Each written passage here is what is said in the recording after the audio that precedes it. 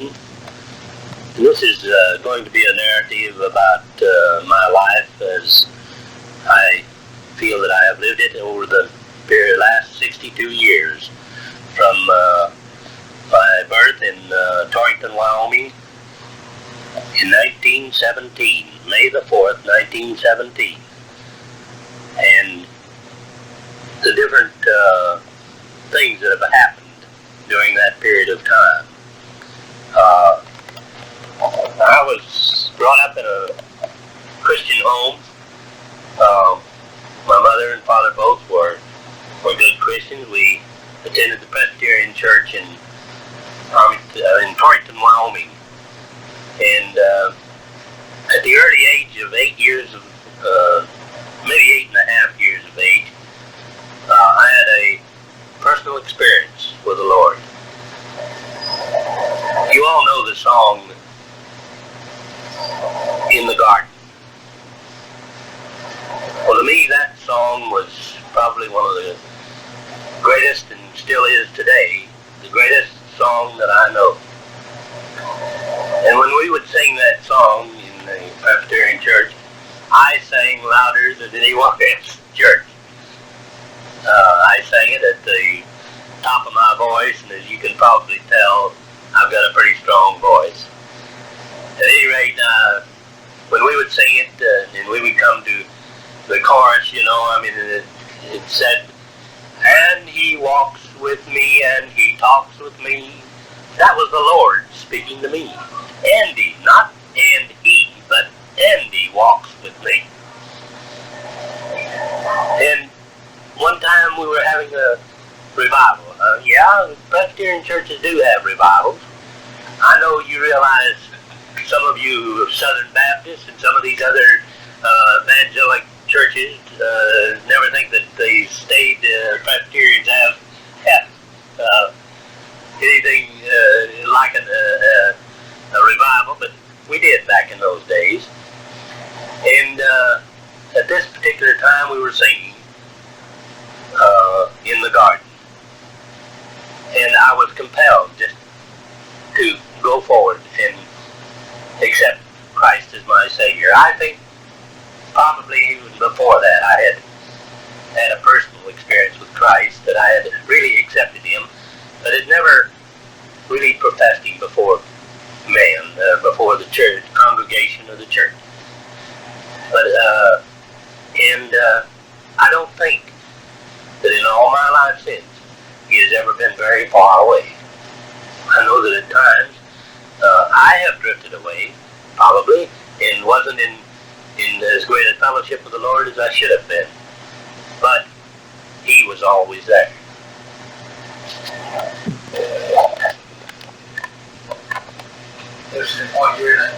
In 1926, shortly after having accepted the Lord as my Savior, we moved from Torrington, Wyoming to Farmington, New Mexico. My dad had a brother that lived in Farmington who had a chicken ranch out there and raised chickens and sold eggs to the people in Farmington, and also took loads of them to Gallup, New Mexico. And he wanted his brother to come out and see the country and to move out there. He thought that it would be a good place to live. So my father sold our creamery there in Torrington, and we left Torrington in a 1926 Model T touring car. Now, if you know what a touring car is, it's one with a rag top. And it has bows that hold the rag top up in the air, so that it doesn't lay down on top of you. And there was my mother and my dad, and my oldest sister, Fern, myself, a brother by the name of Jerry, and John, and Jim. And Jim was just a baby at that time, and we put him in a little hammock. My mother had a little hammock built for him, and he swung from one of the bows. just behind the front seat. It was quite a trip, I can assure you. But it was a beautiful thing for him because he just rode up there, where it was nice and cool. And it was August of 26 that we left Torrington, Wyoming, and headed out for Farmington. And we stopped in Colorado and several other places on the way. And if you know anything about Colorado, you know the Cumbers Pass and Wolf Creek Pass. Well, back in those days, and I mean back in 1926, there were no paved roads and nothing like that at all. They were gravel roads where you had gravel and just plain old dirt roads in other places. And they were just about wide enough for a goat cart, a little old car to go down.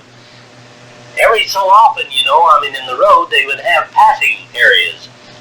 And you would have to drive to this passing area, and if somebody come along in the meantime, well, then you had to back up or to back up into the crossing area to get past each other.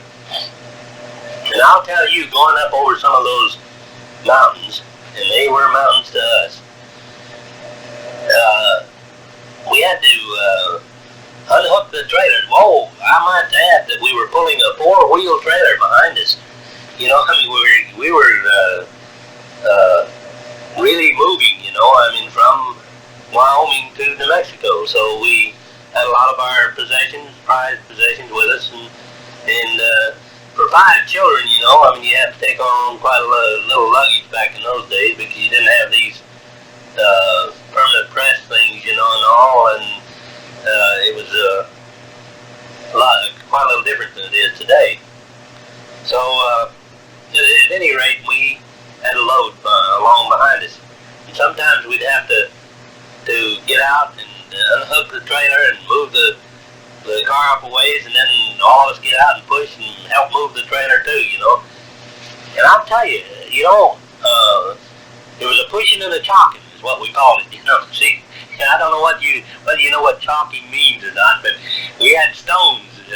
Gary carried stones along with us, and we'd push for a while and then put the stones underneath the wheels and rest a while, See, and then we'd push and chalk.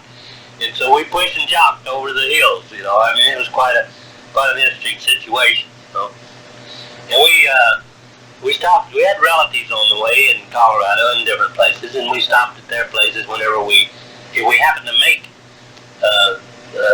it that far during that day, then we would stop at their place that night and maybe stay a day or so, or whatever the occasion turned out, however things were while we might stay a day or two. At any rate, there were some nights that we would camp out. We had a big tent, and I'd help my dad put the tent up, and we would fix a cook fire, and we'd cook and camp out during the night, which was very, very exciting to us boys, and I don't know whether my oldest sister enjoyed it or not, but us boys really enjoyed it. And I can't remember exactly how long it took us, but at any rate, I think that we pulled into Farmington, New Mexico sometime, it was in August of 1926 that we pulled into Farmington. And I remember one of the first things that I saw in Farmington that kind of surprised me and might have even frightened me a little bit at that time was some Indians sitting along the sidewalk, dressed up in Navajo rugs. I found out there were Navajo rugs later. I didn't know what they were then, but they looked like savages to me at that time. But later on, I got to realize that they were civilized Indians, and they weren't out on the war path looking for scalps or anything like that. So, but it was quite exciting to pull down the street there in Farmington, and let me say that the streets weren't paved there either. They were just gravel street, and Farmington was one main street, and I think at that time they had about 1,822 people in the town, and I think that we made it 30. I mean 1,830 or something like that. Anyway, it was we added around 7 people, I think, or something like that, to the population. And anyway, there were 5 of us children, my mother and dad. That's 7, isn't it? Yeah, 7. We added 7 to the population. So we asked around to find out where my Uncle Jack lived, and they told us he lived out in the glade. Well, at that time, a glade didn't mean much to me. I didn't know what they were talking about, but my father did, and we found out where it was, so we drove out to my uncle's place. He lived out in this particular area was a valley that ran down between a couple of hills, you know. I mean, and there was some real fertile land all along the Arroyo that ran down through there, and he had, I think, something like 20 or 30 acres out there that where he raised chickens. And so we went on out to my uncle's place. When we got to Farmington there, like I say, we went out to see my uncle.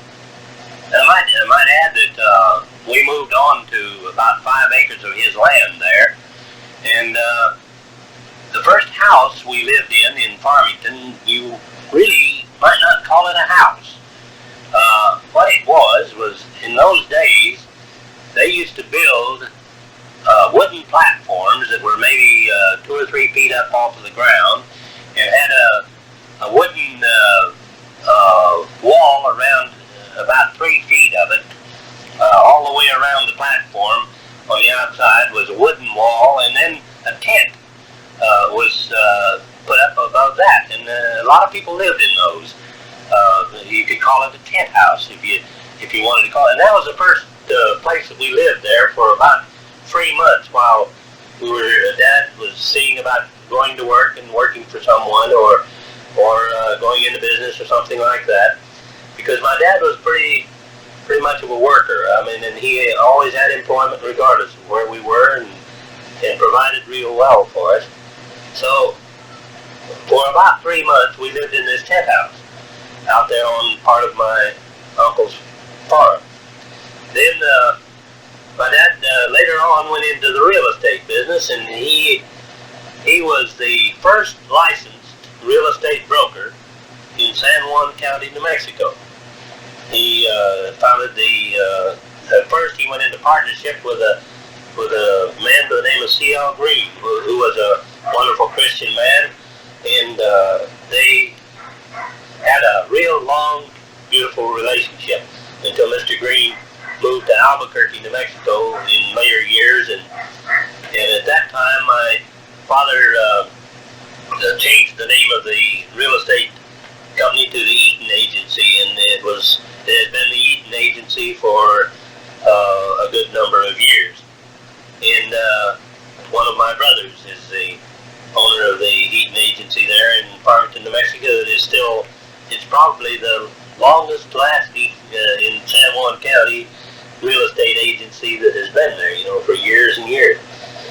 And but at any rate, my father went into the real estate business, and a humorous thing that I might add here is that he was quite a horse trader as well as a real estate man, and he would buy a piece of property, you know, or a house, and we would move into it, and I think that the only reason he had us move into it so that my mother and I could fix it up, you know, so he could resell it. But we would move in, and my mother and I would wallpaper, and we used something called calcimine, and you know, and we calcimine the walls, you know, I mean, and fix it all up, and put curtains on it, and fix it, make it look like a nice home. And about the time we got it where we liked the way it was, and it was nice and clean and livable, why, my dad would make a deal. And here we'd go again. And then my mother and I would have to, and I keep saying my mother and I, well, I had brothers younger than I was, but my oldest sister, she was older than me by 2 years, but every time anything had to be done, she had to practice the piano. Well, she's a good pianist and a wonderful sister. But back in those days, I was a number one understudy, you know, to my mother in working around the house. But I love to work, and I learned quite early that it's a pleasure to work and be able to accomplish things. So it was never really a burden, I don't suppose, and I enjoyed it. At any rate, we did this for a good number of years. And as I grew up, my father would acquire pieces of land, and he would sell it and trade it. And I guess that at one time or another, he has probably sold or owned or moved nearly every piece of property in San Juan County, New Mexico. You know, I mean, during his period of years as a real estate man. And then, when I was about, I think 16 years of age,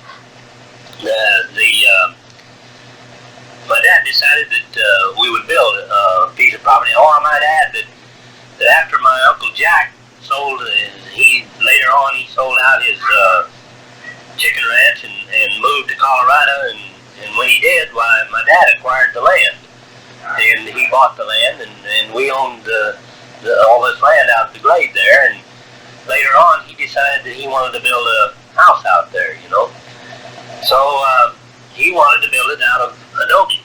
I don't know how familiar you are with adobe, but that is a dirt, you know, I mean clay, and it's made into a block and dried, sun dried, you know, I mean, and then built, made into a kind of a brick. So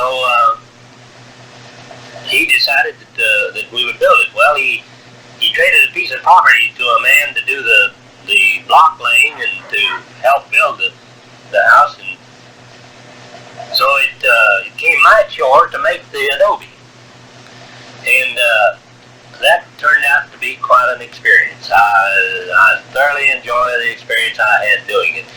Maybe at that time I wasn't overjoyed, but I can look back on it now and realize that it was a real opportunity for me to learn, because during the making of this brick, it really taught me that you can take a piece of earth, just a piece of dirt, and make something lasting out of it, if you but really put a little energy into it. And I worked, I think, almost a month making the block that went into the building of that house.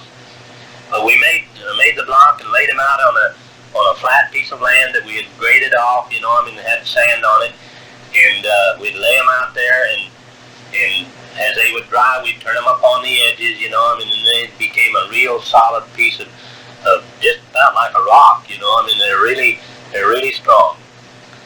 And the block were 16 inches long, 8 inches wide, and 4 inches thick.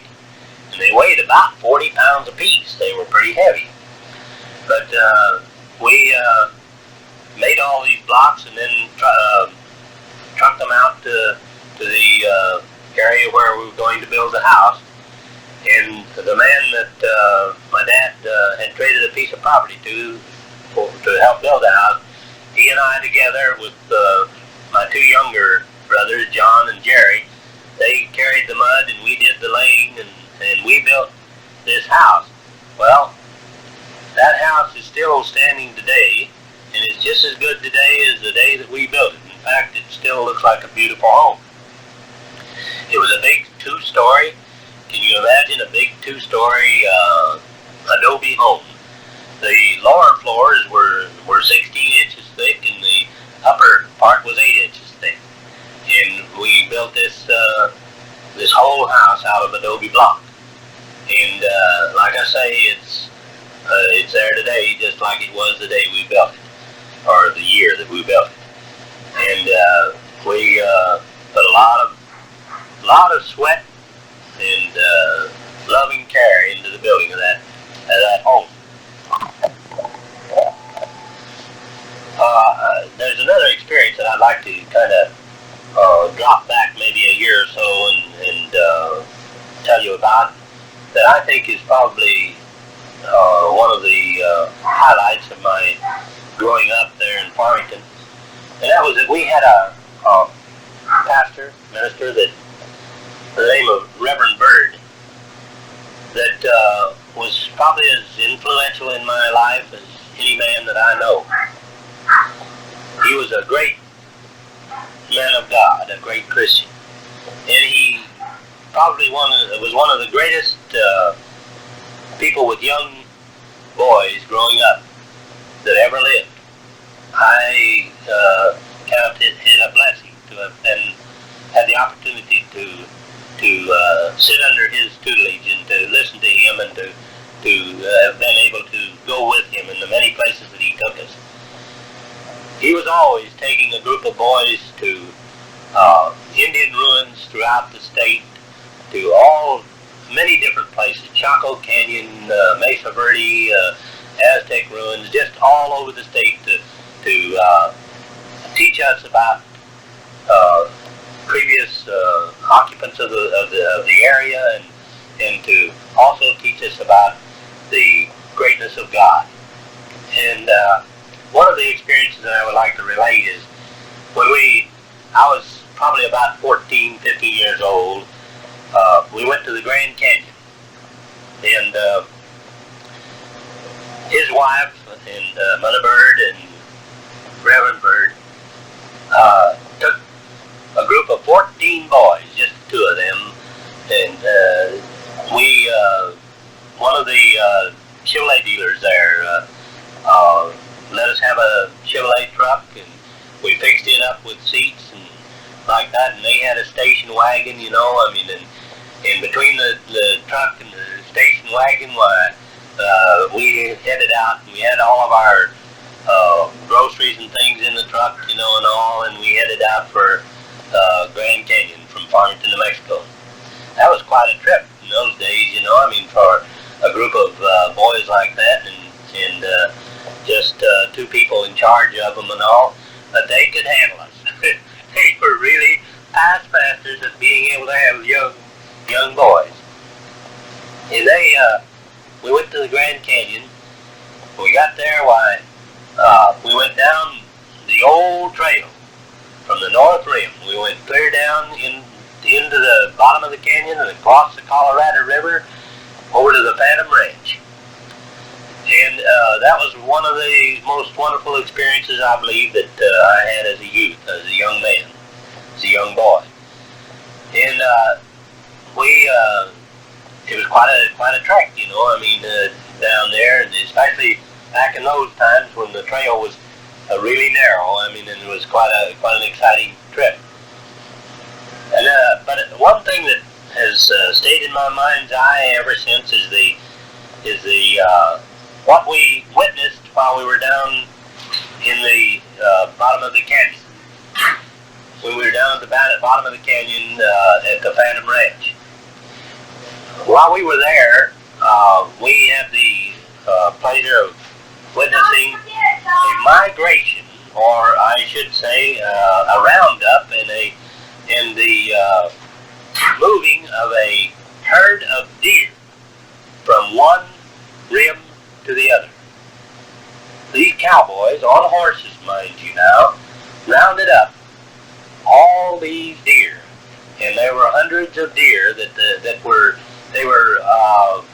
eating up all of the foliage and were just completely ruining the grazing and the foliage on the one across the Colorado River up on the south rim, and they were moving them from there back across the river and up to the north rim, see, where it hadn't been grazed. And these cowboys on horses were actually herding these deer, and they had I don't remember how many were in the herd, but it was a huge a number of deer, several hundred deer, that they were herding, just like cattle, across the Colorado River and up to the other rim, so that they wouldn't starve to death, because they were literally starving up in the other area, because they had multiplied so profusely, you know, I mean, that they were eating up their forage and were not able to, they wouldn't be able to sustain them, you know, I mean, over the years. So this was a wonderful experience for this, and I might add that just, maybe 4 or 5 years ago, I happened to pick up the Phoenix Gazette, and here was an article about this very thing in the Phoenix Gazette, telling about this, that this reporter had run across this article, and it was in the paper about this particular thing. So that was an experience that I thought I'd like to relate to you, you know, I mean, while we were talking here. Later on, when I became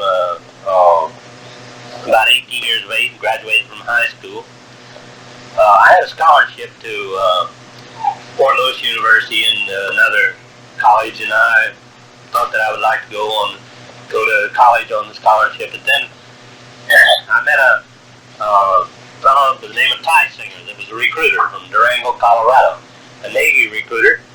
My brother-in-law now, which was he was just a boyfriend of my oldest sister at that time, but he's my brother-in-law now, had put about 4 years in the Navy, and had been preaching the Navy to me for my last 2 years in high school, and had pretty well sold me on the advantages of doing a stretch in the Navy. So when Ty Singer talked to me, why, I told him, yeah, I'd come up and see about being recruited. So I went up to talk to him, and at that particular time, they were very selective in the people they took, you know. I mean, this was back in 1935. And they could get all the recruits that they wanted, you know. I mean, because times were a little bit hard in the particular time. And so, but I went up and I took the examination, and as luck would have it, I passed. And so I shipped in the Navy, and they told me, well, I'd have to wait a while before, I think this was along in, September of 1935 or something like that.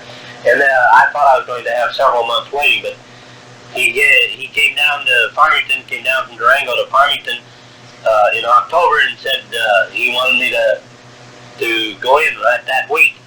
So I talked to my mother and my dad, and they finally said, well, okay, and I joined the Navy. And I went up to Durango and caught the train in Durango, and and that train there was called the DNRGW, and that's Denver and Rio Grande West. But we used to call it Dogs and Rats Going West.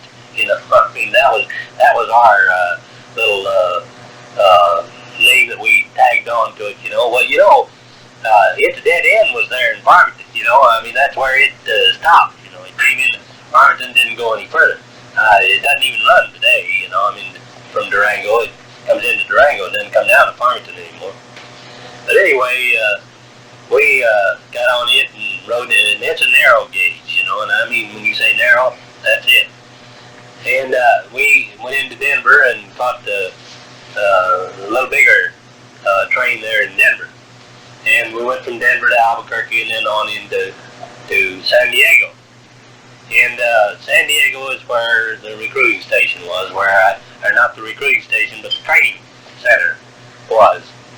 And I'm telling you, it was a completely different life for a little hometown boy, you know, I mean, to be projected into a place like San Diego, California, and into that training station there. Well, suffice it to say, I got through boot camp, and that was pretty rough in itself, you know. I mean, we had a little bit of packing our bags and maybe even having to run around the grinder, you know, 3 or 4 times because we did something wrong or didn't adhere to just exactly what our instructor wanted us to do, you know. I mean, and they'd run us up and down, give us a pretty rough time, but we got through it okay, you know. I mean, and did real fine.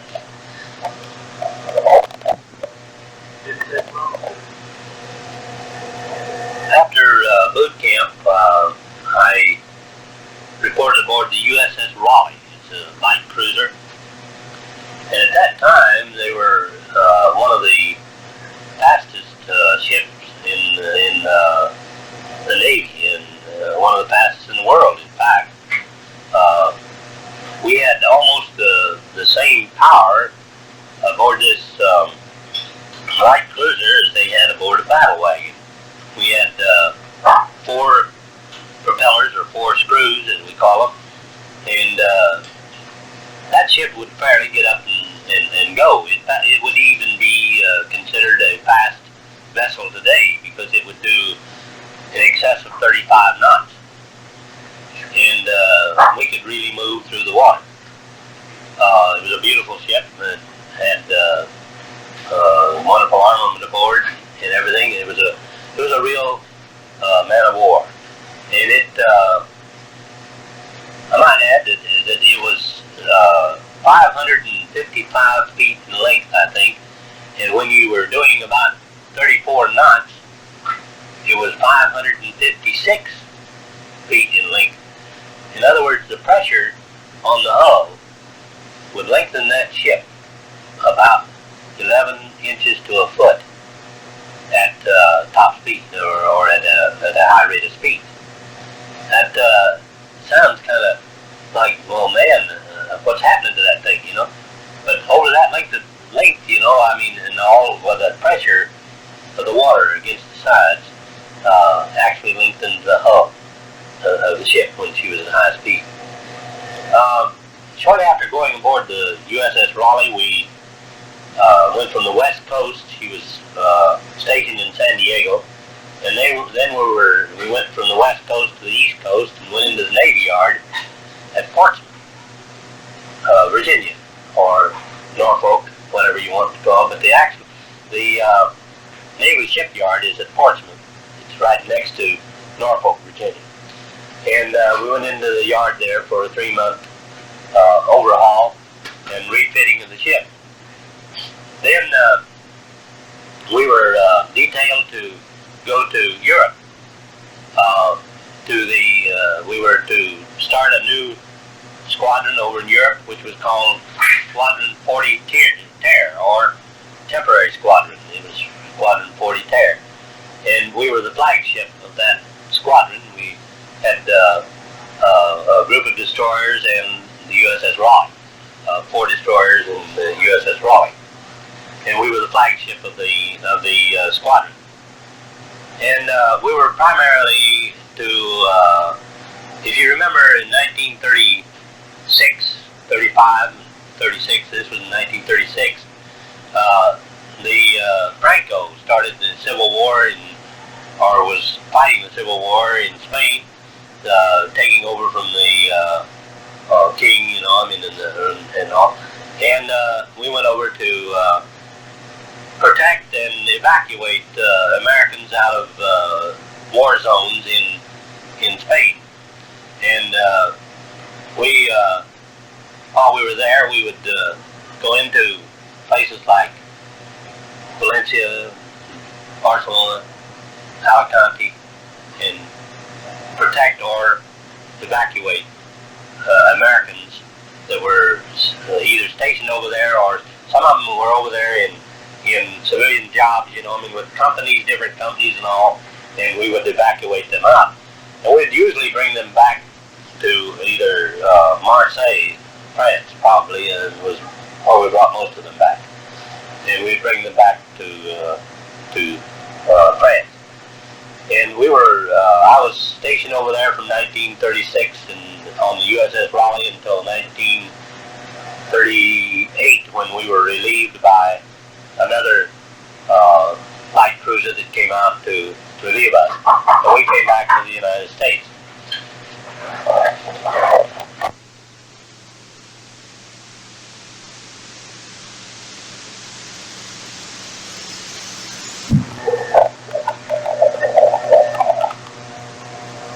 While I was still on the USS Raleigh in Europe, we had an opportunity to visit many interesting places.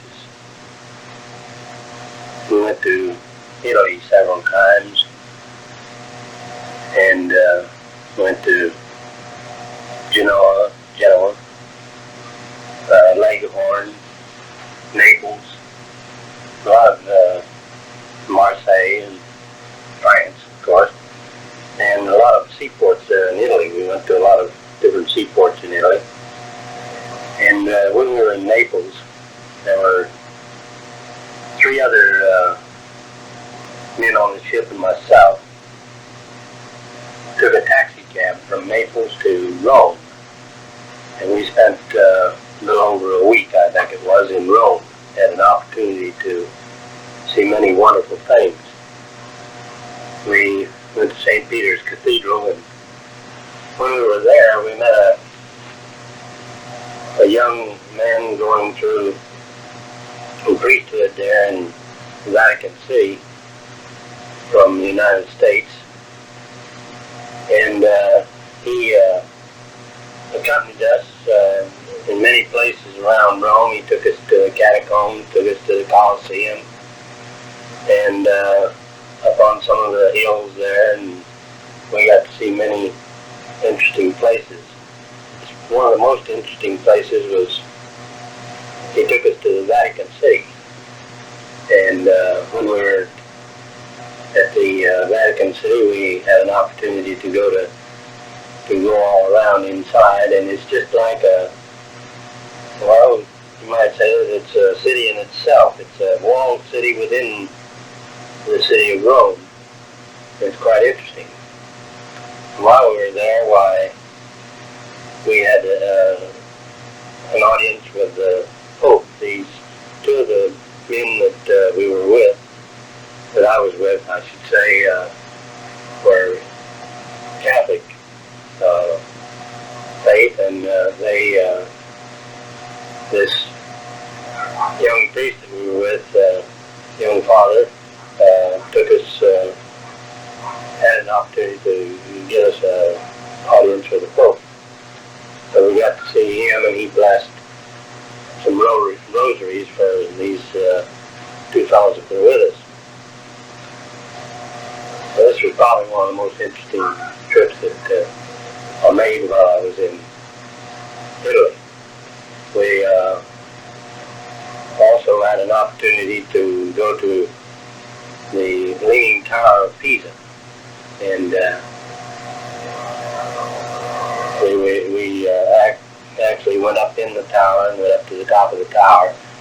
And at that time, I think that it was only leaning something around a little over 11 feet out of the plumb, and now I think it's something over 13 feet out of the plumb. So it's continued to tilt. From the way the people there explained to us was that this was built actually as a bell tower for a big cathedral that was there. And when it was built, why the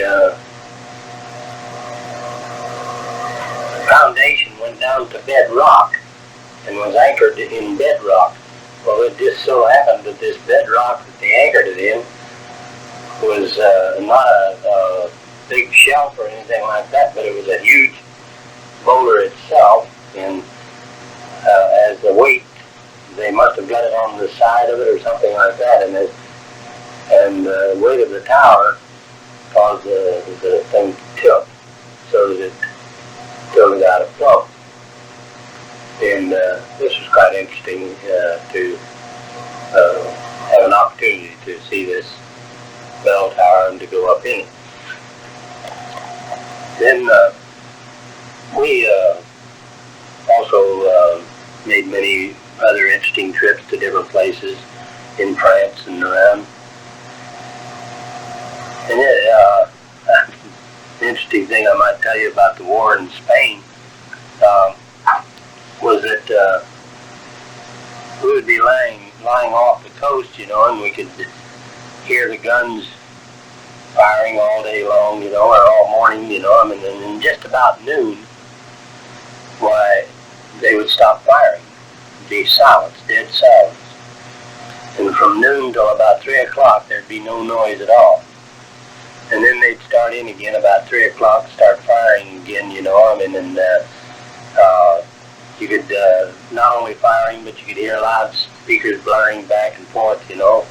And of course, we didn't understand what they were saying, but they were probably asking the other side to surrender or something like that, or hurling insults as well as bullets and shells. But we always figured that must have been their siesta time, you know. I mean, both sides decided that they'd take a little siesta and not shoot at each other for a little while, you know, from about noon until 3 o'clock.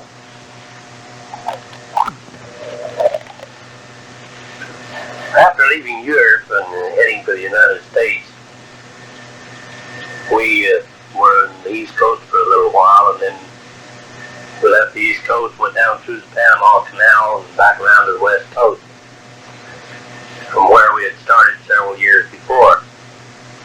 And we came into San Diego, and we were there. That's where the USS Raleigh was based again, was operating out of San Diego. This was our home port. Shortly after getting back to the United States, why, I had a desire to see more of the world. And at that time, they had what we called the Asiatic Fleet. And in the Asiatic Fleet, the ships that were out there stayed right out there in the Pacific and operated out there, and they just changed crews. You know, I mean, not the whole crew at the same time, but as men had fulfilled their 2 years or whatever length of time they wanted to stay out there, you could stay out there in many cases just about as long as you wanted to. You know, I mean, if you had a desire to go out there and become a Asiatic sailor, as we call the guys that have been out there for several years, but you could stay, you know. I mean, that is, unless they decided that they didn't need your services out there and shipped you back to the States. But I had a burning desire to see the Orient, so I made put in what we called put in a chit, you know, I mean, to be transferred to the Asiatic Fleet. And so it, I guess in about 2 or 3 weeks, why, here it came, you know, an approval to be transferred from the USS Raleigh to the USS Marblehead, which was a same type of ship stationed out in China. So I went aboard a transport ship. I think it was I don't remember for sure, but I think it was that I went out there on the USS Henderson, and it was